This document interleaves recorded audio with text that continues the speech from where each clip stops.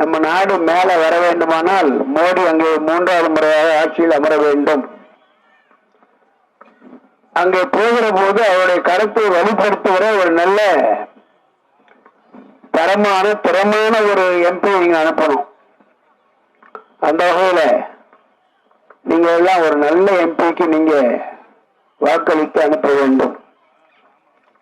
இப்ப அவர் 10 வருஷமா டெல்லியில ஆட்சியில் இருக்காரு. 7 மந்திரிங்க அங்க இருக்காங்க. அந்த ஆட்சியில ஏதாவது ஒரு சின்ன தப்பு தவறு நடந்ததா?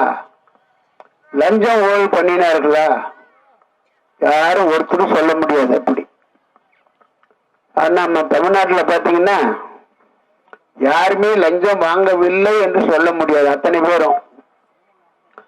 அதனால அத்தனை பெரிய நல்ல ஒரு சிறந்த மகான், அறிவாளி, திறமைசாலி, நாட்டுப்பற்று உள்ளவர் அங்க வந்ததுனால இந்தியாவினுடைய பெருமை கூடி இருக்கிறது உலக அளவில்.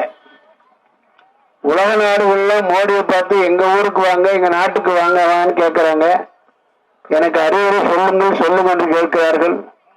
அந்த அளவுக்கு உலக நாடுகள் அவருக்கு மதிப்பு கூடி இருக்கிறது என்றால் அது நமக்கு கூடதான் கூடி இருக்கு.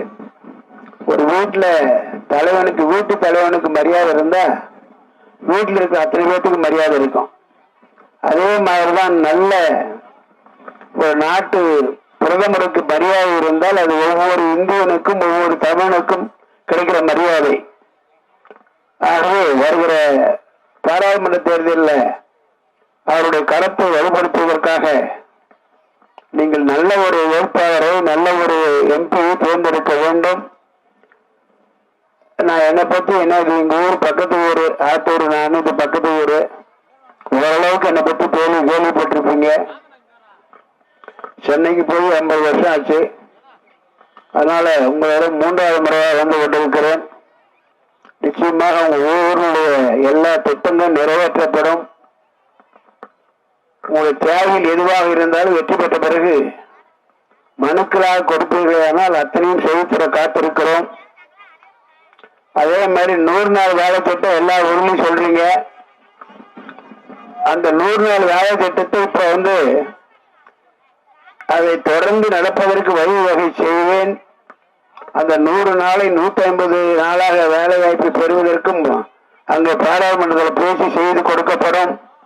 உங்களுடைய வருமானமும் இப்ப இருக்கிறத விட 400 ரூபாய் கேட்கறீங்க, அதுவும் சொல்லி உங்களுடைய 100 நாள் வேலை திட்டத்துக்கு வழி செய்யப்படும்.